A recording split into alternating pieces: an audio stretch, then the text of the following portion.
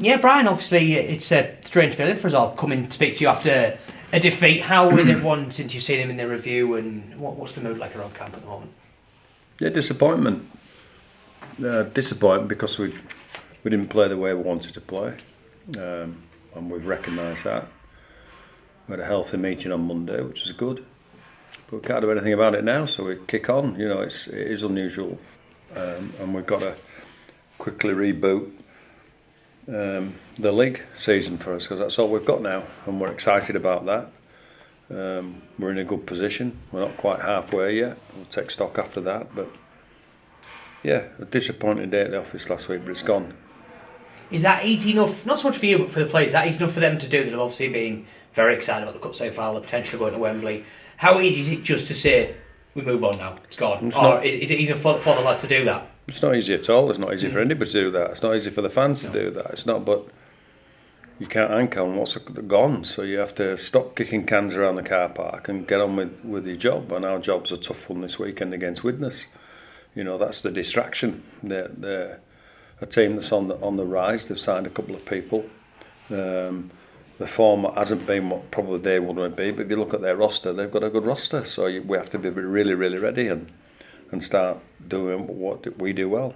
You talked about the fans and moving on. I know when I spoke to Luke in the week, he said a couple of lads were in an amazing headspace that had a bit of individual stick, I won't name names, from fans. How difficult is that for them, in the sense that they've obviously been on a really good run? They've played really well in that run, and obviously, yes, they had an off day, but it must hurt because the lads obviously really care, and it must sting when you're getting that abuse, or at least stick from sort of supporters, and must be difficult to bounce back from, I guess. Well, you have to, otherwise you go downhill. The reality is, if you don't think you perform well enough, and we didn't think we'd perform well enough, we take it on the chin, but we're the ones that take it on the chin. We're the ones that accept the praise when the praise is going around. We're the ones that accept the adulation. We didn't get the job done in what was always going to be a 50-50 game at best. We were away from home. They're a good team. You have to reflect on what the opposition do as well sometimes. And we were found wanting in some areas. Don't mean to say we'll get found wanting this weekend, but you're right. It's hard to accept. You have to look yourself quite regularly in the mirror and say, well, I'm not that player, or I am that player. Some players played really, really well, and they need to keep that kind of form going. But as a unit and as a collective, we were bettered on the day, and my reflections on the day don't change. You can't concede 28 points in a semi-final and expect to win. No, definitely not. And is it one of those that you feel is, or can be at the very least, sort of a quick fix on the things that worried you with the defensive sort of structure, or is it a case that can be sorted out with some good hard training sessions this week? Well, it was a bit of an anomaly, wasn't it? Because we haven't been conceding more than 12 points for 5 or 6 weeks. So yeah, you've got to take it with what it was. There was a one-off game. It was a cup game. It was all of the things that emotionally that come in with that. I think the prize of Wembley made it so much more stressful. Whereas if the final had been played elsewhere, I think it would have been less stressful. All of the the reasons you're dragging back up, we've got to stick back under the carpet and understand that we didn't play well on the day and didn't deserve to win. They probably deserved to win. The manner in which we conceded some of the tries is your better question. Is we can fix them. Yeah. When we spoke to Lee Greenwood after the Sheffield League game, he said he was really pleased how Nathan Mace played that day because he played so well in the Cup, and then with the squad being so strong, he'd not played after that. Obviously, you sort of in a similar boat again where he'd done a good job against Sheffield and Batley, didn't play against York. How unlucky was he to miss out? And again, is that just a sign of the depth that you've got when you've got... Because obviously you had the likes of James Osmond and Michael Lawrence back, you had more players fit than you had for Batley. Is that just the strength and depth you've got?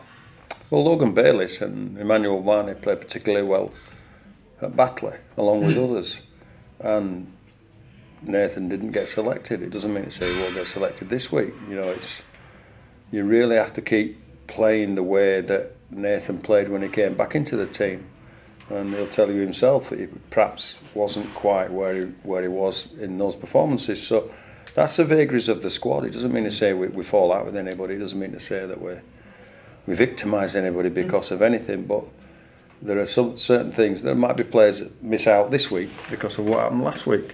So the pressure is there for the players to perform. You mentioned Logan. It feels like he really has sort of come into his own I think certainly since he's come back from his loan, and obviously with him, he got a bit of a knock-on thing. How is he after the game? Look, nasty one at the time, but is he looking all good? Oh, he's fine, good to go. And everyone else that came through the game seemingly okay, or was there anyone else? Well, we need to take stock tonight because there's a bit of emotional soreness as well as physical soreness on Monday, and an honest cathartic meeting between all of us. You know, it's never nice doing those kind of reviews. It's never nice. You know, but we had an element of honesty that was required. It's got to be onwards and upwards. Could there be some remnants of last week? Maybe, but if you show the remnants of that, you just alluded to the fact you'll be out of the team. I know Eben and Joe was desperate really to try and get back for that semi-final. They did both now because they're not quite ready. How good were they not to quite make it, and well, one, and then also how close are they potentially? Yeah, both. I'm sure they'd love to have taken part, and they're both good to go this week. That's really good to hear. Like I said, on this week witness, obviously had a brilliant start for a bit, but like I said, they've recruited well, a couple of really good draws. You've got a dangerous side, I guess, that are coming towards us this Sunday. Championship's tough. It's mind games every week, and it's a challenge for your mental preparation. You know, the difference at this level and this championship level is probably understanding how hard it's going to be at the start of every game and through every game, and some of the principles that you have to keep, and that's what we have to reinforce. And for yourselves, obviously there's that prize there, it's disappointment at the cup semi-final of the league. Joint top with Toulouse and Halifax, obviously could go top on your own if things go your way. Obviously, how pleased the season obviously isn't won or anything like that after 10 games, but just how pleased are you with how it's gone so far and how the table could look, especially if you get another positive result on Sunday afternoon? Yeah, but that's the element of pressure that we just got to look at the game on its own, singularly, if you like, if that's the right word. The league table takes care of itself. We need to reinforce the fact that we've played really, really well sometimes, and you know, other than last weekend, which is a separate competition and has separate demands and separate stresses and things, we got to get back in the groove at home, particularly. We haven't been at home for a while, and it's important that we reinforce what we believe we're good at. Thanks, Brian. Pleasure. Brian, you mentioned the dressing room after the game against York, disappointed and a lot of hurt there. Have you had to put your arm around the players this week and pick them up in training?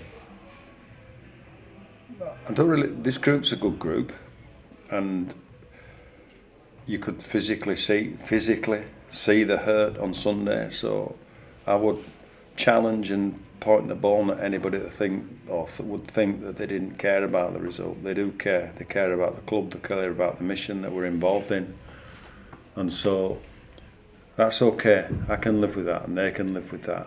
Some of the things that we did, and some of the things that certain individuals did, were they out of character? I just think it was the occasion. So, yeah, they hurt, and we talked about it, and we illuminated what we did right, what we did wrong. And they're challenged to come back in this evening and Friday evening and get ready for another tough challenge. Have you picked this up at all, that you've had to rebuild confidence, or is that confidence still very much firmly there? We know we're a good team when we do the things that we do well.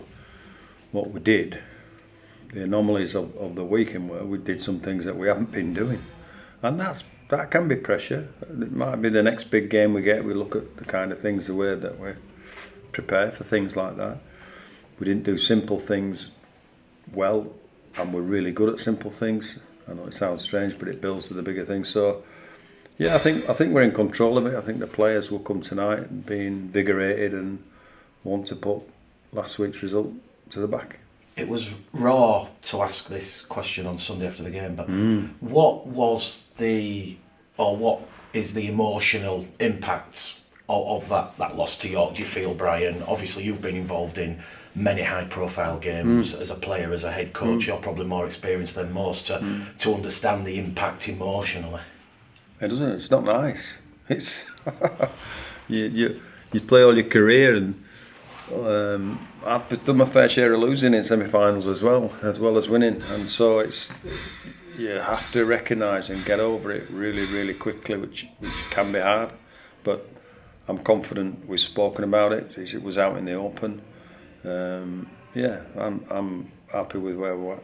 Nathan's touched on it a little bit about supporters and online comments. What is your message to those fans who have thrown comments out there saying the players simply don't care and didn't put any effort in? I think that's ridiculous. Every fan's got a right to an opinion, and they're quite apt at Bradford at voicing those opinions, but make no mistake, we wanted to win that game. We prepared pretty well, and we didn't handle the game as well as we would have liked. But to say that the players don't care is way off the mark. You've already highlighted it was a tough review. When you look at the defensive frustrations, I think that you mentioned conceding 28 points. How much of a priority do you feel it is to sharpen that aspect of Bradford's game? Well, they're all priorities, and that's the frustration sometimes of part-time rugby. You can only do 1 or 2 things a week. I've mentioned this before, but they know, and sometimes verbally you can fix things when they're shown the pictures of where we work quite at our best. They understood that before you say the words. They know what's coming, and hopefully you know what the response that's coming. It is what it is, and we can only just reinforce the fact that we're very determined to do well in the league. What do you think the players can learn from a game like Sunday in terms of being better prepared for the future, knowing that potentially there's going to be even bigger high stakes games, hopefully involving Bradford later on in the season?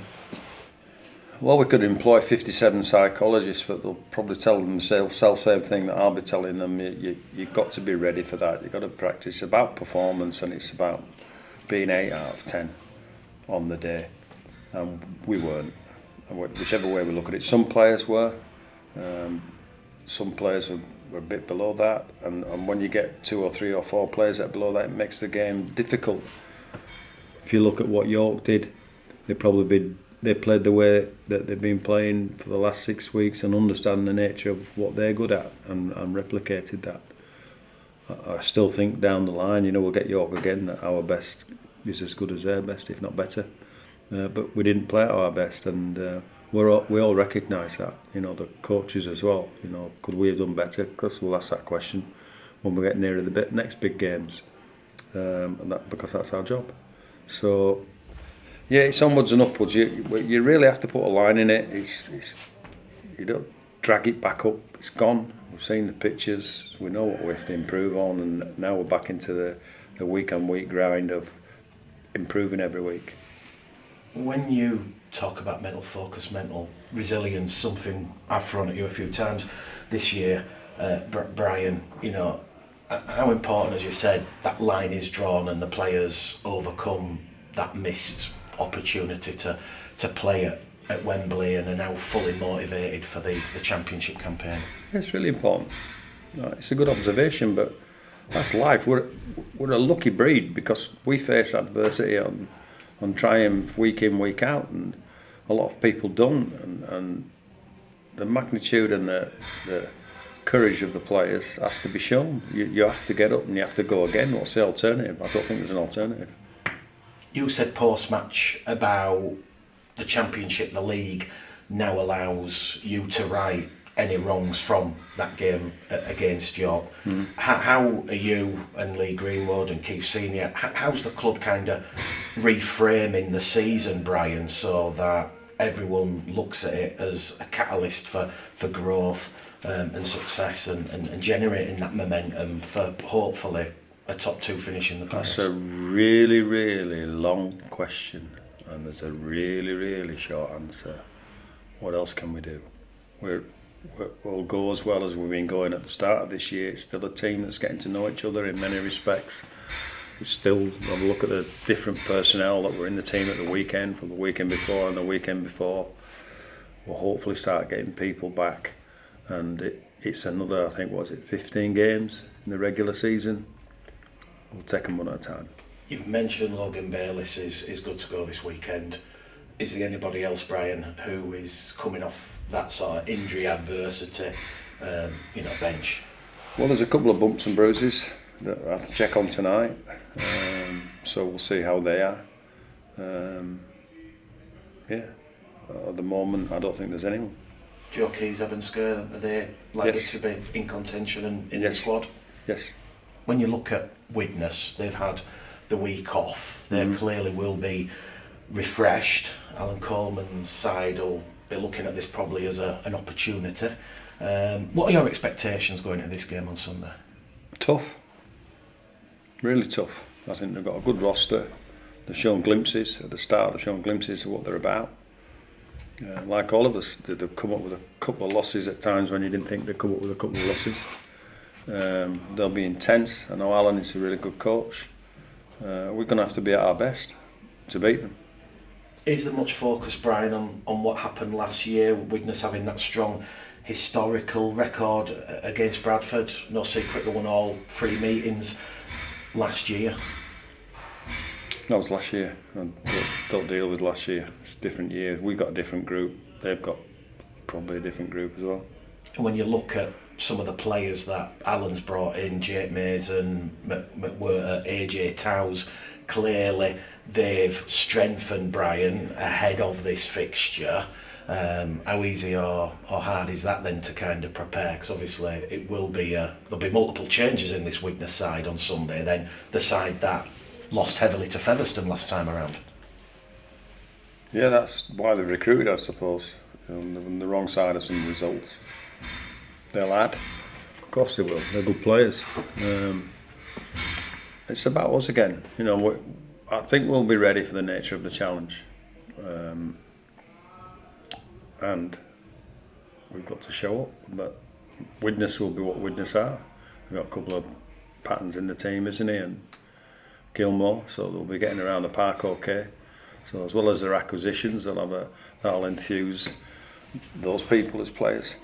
But we shouldn't lose sight of the fact that we got to the top of the league ladder because we played some good games of football, and we just need to remember that, and we will be remembering that. It's often you get carried away with the opposition. We'll certainly know what the opposition want to do, but we won't be obsessed with them. Bradford are joint top with Toulouse and Halifax Panthers in the top 3. It's certainly not all doom and gloom, Brian. A good place to build on from here as we. It's this side. It's that side of the camera or that side of the that's all doom and gloom. I'm not. I'm very optimistic. I want our fans to recognise that one loss, albeit with the important ramifications of that loss, is disappointing. But the rest of it's really, really exciting. We've got competition for places. We've got some exciting players ourselves. We on the back of a defeat last week that we didn't like because of the stakes, I suppose. Is that the right thing? But I'm really excited about what we'll push on and do. But it's certainly a far from disastrous place to be building on as we head towards that halfway block of the season. But yeah, I agree. But the stresses and pressures that come with that as well. That I said at the start of the year, the Bradford jumper at best of times is a heavy jumper to wear because of the history. That doesn't change week in, week out. So we have to do what we do well. And just finally, Brian, I know Nathan mentioned it is a rare home game, or it almost feels like a rare home game, the amount of away fixtures that Bradford have had recently. A chance to, hopefully in nice spring sunny Sunday afternoon weather, to put on a good show and perhaps, rub a stamp that they do care to those fans who perhaps have those crazy doubts. Let me qualify one thing immediately with your rhetoric there. This team cares, and it cares about the club, and it cares about all the people that put into the club and all the people that support this club. That's the least of our fans' worries. They've got to keep doing the good job that they've been doing, getting behind the boys, and recognise that sometimes you get beat in life, and you just got to pick yourself off the ground and get going again. And Bradford will be playing in the brand new pink, lime, yellow City of Culture kit on Sunday, Brian. Have you seen it? What are your thoughts? I don't mind it. Maybe if I'm being critical and with I'm not the best dresser myself, I have to be honest, but yeah, maybe a bit of red in there. Would have just got the red, amber and black as well as the City of Culture colours of the green and the sand and the pink. But it is what it is. The boys seem to like it.